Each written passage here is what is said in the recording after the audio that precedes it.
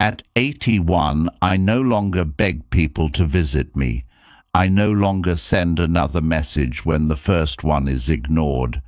I no longer keep an entire afternoon empty because someone said they might come.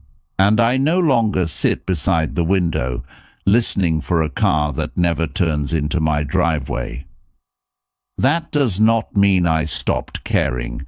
It means I finally understood that love should not have to be chased into the room. For many years, I believed that if I reminded people often enough, they would make time for me. I thought that if I prepared their favorite meal, kept the house warm, and made every visit comfortable, they would want to return more often. Sometimes they did. But there were also promises that quietly disappeared. I will come on Sunday. I will call you tomorrow. We must spend more time together. Those words gave me hope. So I waited. I changed my plans. I cleaned rooms that were already clean. I placed extra cups on the table. I checked the clock too many times. Then evening came, and the house remained quiet. The hardest part was not always that they failed to visit. The hardest part was the feeling that I had made myself small while waiting to matter to someone. Old age teaches you quietly. It teaches you through unanswered calls, cancelled plans, empty chairs, and the silence that follows when everyone else returns to their own lives. At 81, I know that people are busy. They have work, children, responsibilities, illnesses, worries, and private struggles they may never explain. I do not expect anyone to build their whole life around me. But there is a difference between understanding someone's busy life and repeatedly begging for a place inside it. I spent too many years confusing patience with humiliation. The first lesson I learned was that a visit given through guilt does not feel like love. There was a time when I would say, "You never come to see me anymore." I did not say it to accuse anyone. I said it because I was lonely. But those words often created a visit built on obligation. Someone would arrive looking at the clock. They would sit down, but their attention remained on the telephone in their hand. They would ask how I was, then interrupt the answer because another message had arrived. I could feel that their body was in my home, but their mind was somewhere else. Still, I tried to make the visit pleasant. I brought food. I avoided serious topics. I smiled, so they would not think I was difficult. Then, after an hour, they would stand and say, "I should go." I would tell them I understood. After the door closed, the room often felt lonelier than it had before they arrived. That surprised me. I had wanted company, yet the visit left me emptier. Eventually, I understood why. Presence without attention can deepen loneliness. A person can sit beside you and still make you feel invisible. This is where many of us make the mistake. We become so desperate for company that we accept any form of it. We accept rushed visits. We accept distracted conversations. We accept being treated like another task on someone's list. Then we tell ourselves we should be grateful that they came at all. Gratitude is important, but dignity is important too. I would rather have one honest hour with someone who truly wants to be here than an entire afternoon with someone who came only because guilt pushed them through the door. A visit should not feel like a debt being repaid. Love given unwillingly does not warm the heart. The second lesson was that waiting can quietly consume your life. I once built entire days around other people's promises. If someone said they might visit, I stayed home. I did not go for a walk. I did not visit a neighbor. I did not begin anything that might take me away from the telephone or the front door. I waited because I did not want them to arrive and find me gone. Sometimes they came. Often, plans changed. The call arrived late. Something came up. I am too tired. Can we do it another day? I always said yes.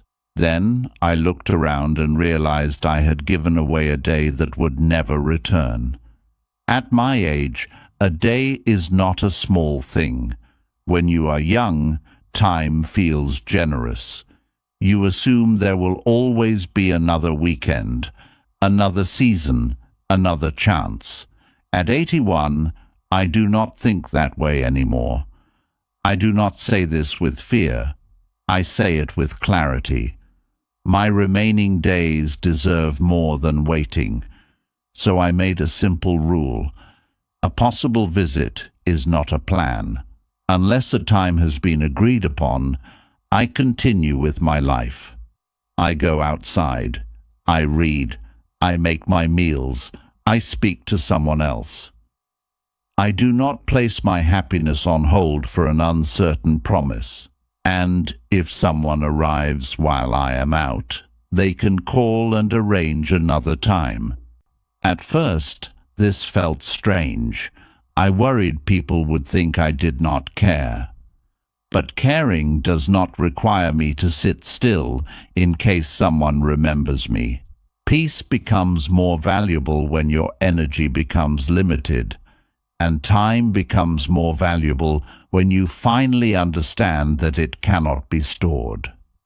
Do not spend your days waiting to be chosen. Choose something for yourself. The third lesson was painful because it involved family. I learned that raising children does not guarantee that they will understand your loneliness when you grow old. When children are young, their needs fill your day. You know when they are hungry, frightened, tired, or pretending to be well. You notice changes in their voice.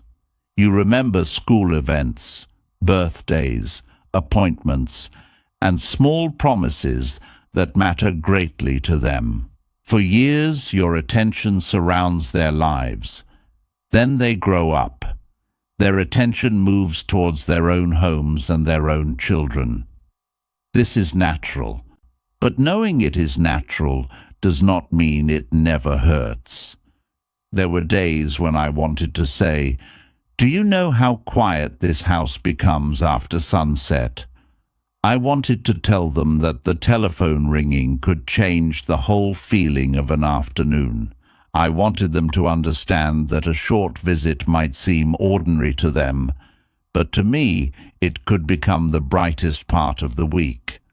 Sometimes I tried to explain, other times pride kept me silent. I hoped they would notice without being told. But adult children do not always see their parents clearly. They remember the person who handled everything. They still imagine strength where age has created tenderness. Some people love you, but they do not know how to protect your heart. That sentence helped me become less bitter. Love can exist beside carelessness. Someone can care about you and still fail to call. Someone can think of you often and still postpone the visit. This does not make neglect harmless, but it reminds us that every absence is not proof of rejection. I learned to ask clearly without begging. I would enjoy seeing you this month. Which day works for you? That is different from saying, "You never visit me." The first statement expresses a need. The second often carries years of hurt. If they choose a day, I welcome them. If they do not, I stop chasing. I no longer repeat the invitation until it becomes pressure. A loving relationship should contain freedom, but freedom must work in both directions. They are free to choose how they spend their time. I am free to stop building my emotional life around their choices. But the hardest lesson came later.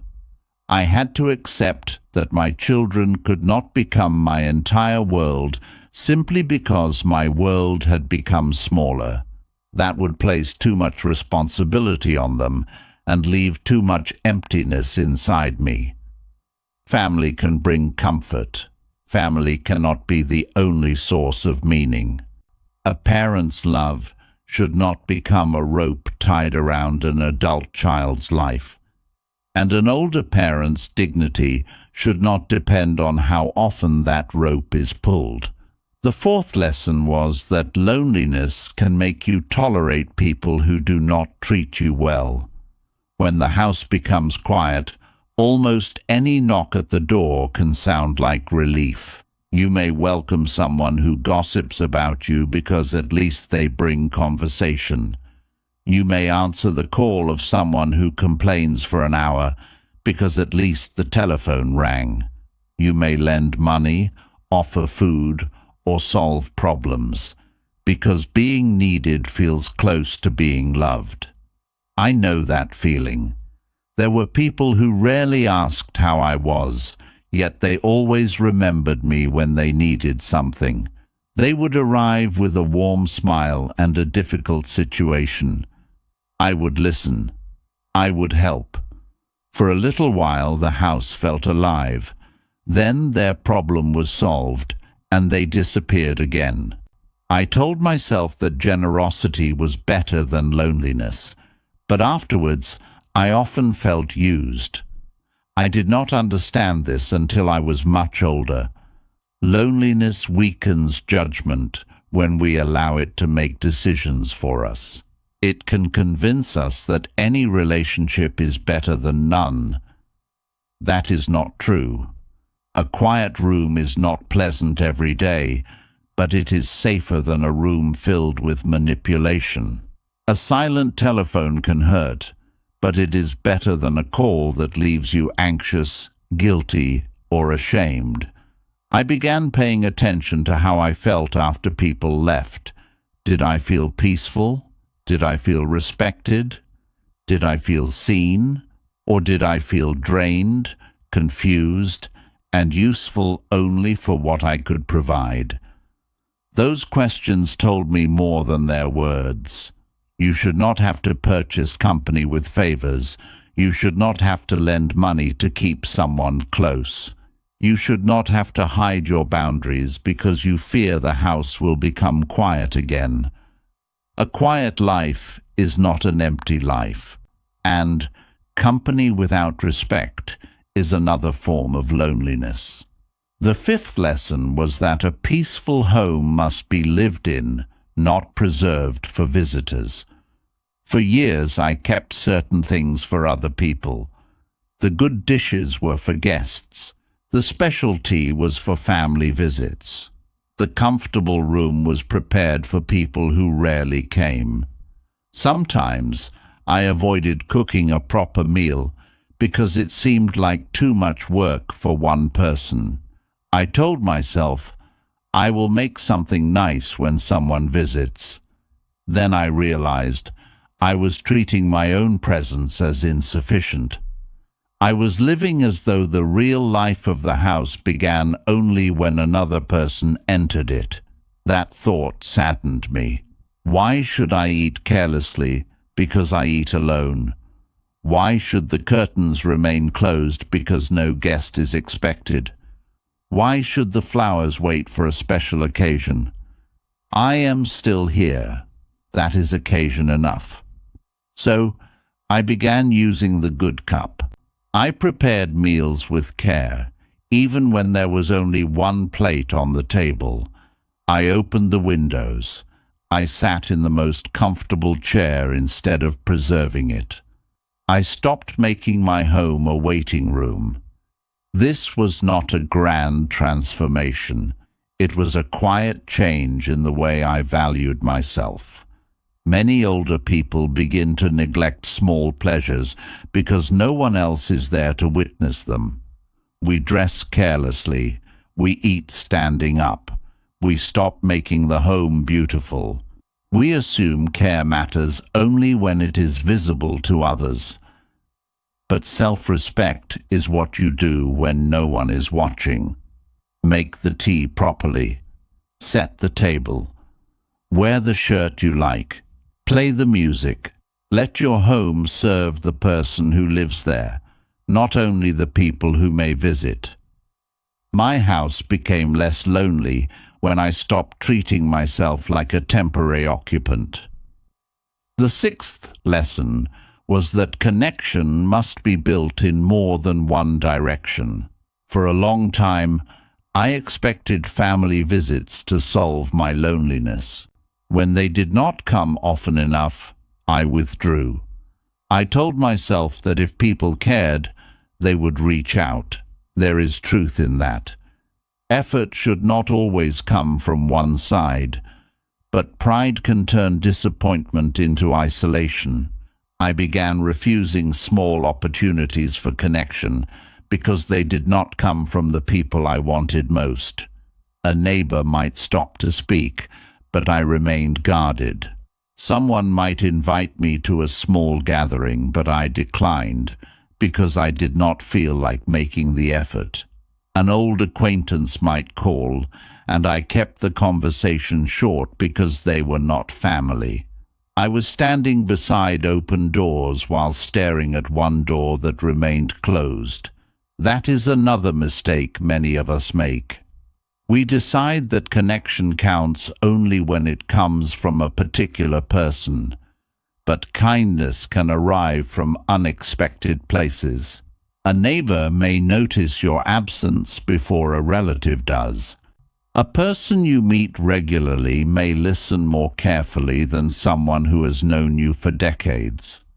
A brief conversation can still nourish the spirit.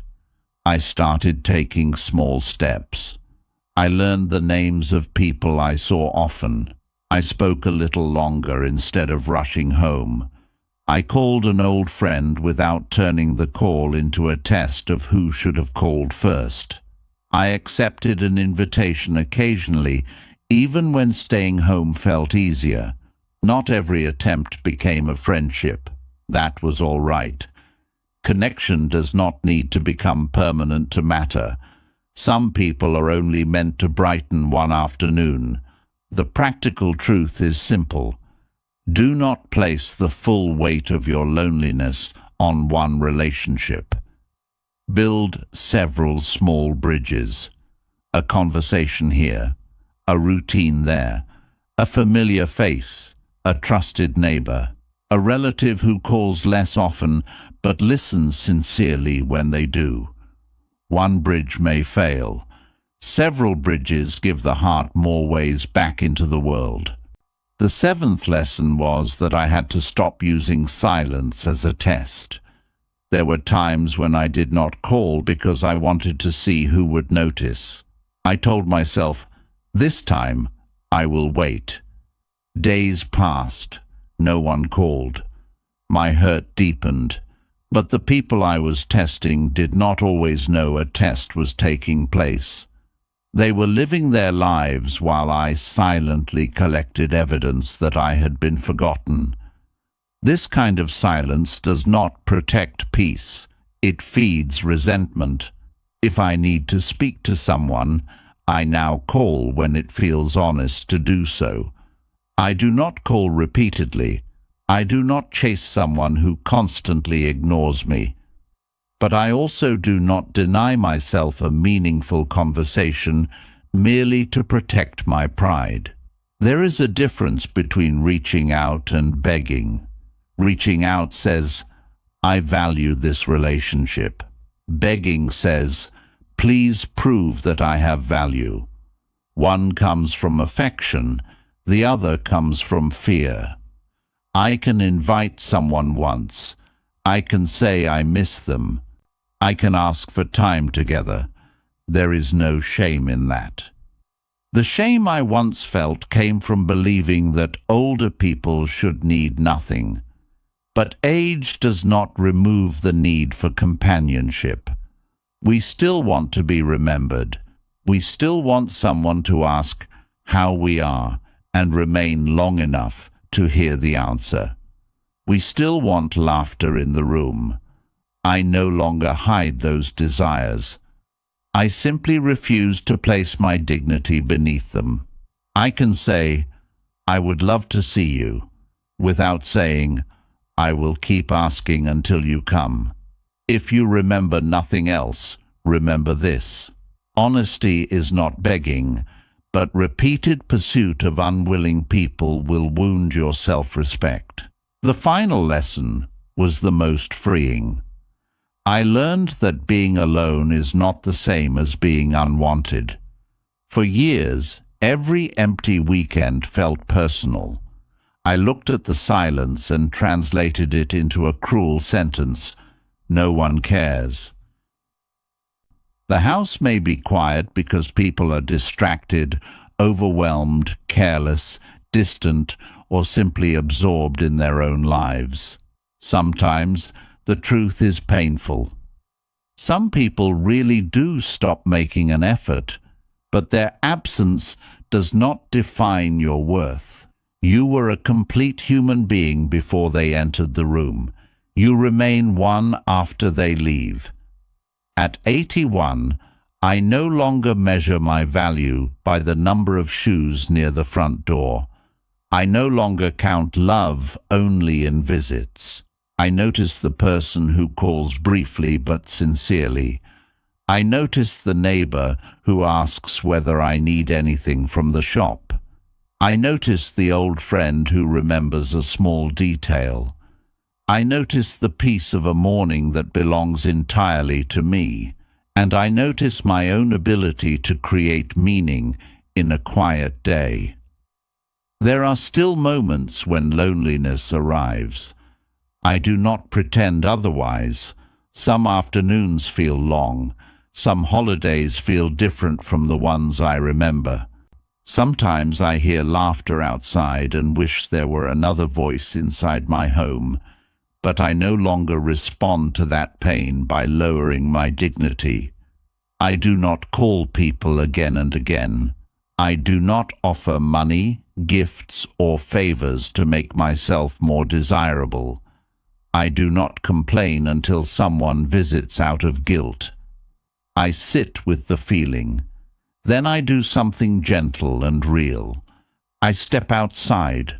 I call someone who has shown genuine care. I prepare a meal. I listen to music that returns me to myself. I write down what I am feeling instead of allowing it to become bitterness. I remind myself that a painful hour is not an empty life. Sometimes dignity means walking away without proving your pain. Sometimes it means allowing people to notice your absence without explaining it. Sometimes it means accepting that a relationship has changed, even though your love has not. I used to believe peace would come when people finally visited as often as I wanted. Peace came when I stopped placing my emotional life in their hands. That does not mean I stopped welcoming people. My door is still open to sincere company. The kettle still goes on. The good chairs are still there. I still enjoy hearing family voices in the house. But I no longer live from visit to visit. I no longer consider the days between them meaningless. My life continues after the car pulls away. It continues when no one calls. It continues in the morning light, in a quiet meal, in the small routines that keep me connected to myself. Privacy is not bitterness, it is wisdom. Independence is not pretending you need no one. It is learning not to collapse when someone does not come. Self-respect is not becoming cold. It is refusing to chase warmth from people who repeatedly leave you standing outside their attention. At 81, I no longer beg people to visit me. I invite, I welcome, I appreciate, but I do not beg. Those who want to come will find a way when they can. Those who care but are busy will still make some effort. Those who consistently choose absence have also made a decision, and I must allow that decision to teach me where not to place my hope. I can love people without waiting beside the window. I can miss them without losing myself. I can feel lonely without inviting disrespect. I can want company without treating my own company as worthless. That is the hard peace age finally gave me. Do not spend your later years proving that you are worth visiting. The right people do not need to be persuaded forever, and when the house is quiet, do not assume life has passed you by. Open the curtains, use the good cup, sit in the comfortable chair, call someone sincere, walk outside when you can. Let the day belong to you. A visit can bring joy, but it should not be the only proof that your life still matters. You are still here. Your heart is still capable of warmth. Your home can still contain peace. And your dignity is worth protecting, even on the loneliest day. If you have ever stopped begging people for their time, share your age in the comments and tell me what that decision taught you. Did the silence become harder, or did your life finally become more peaceful?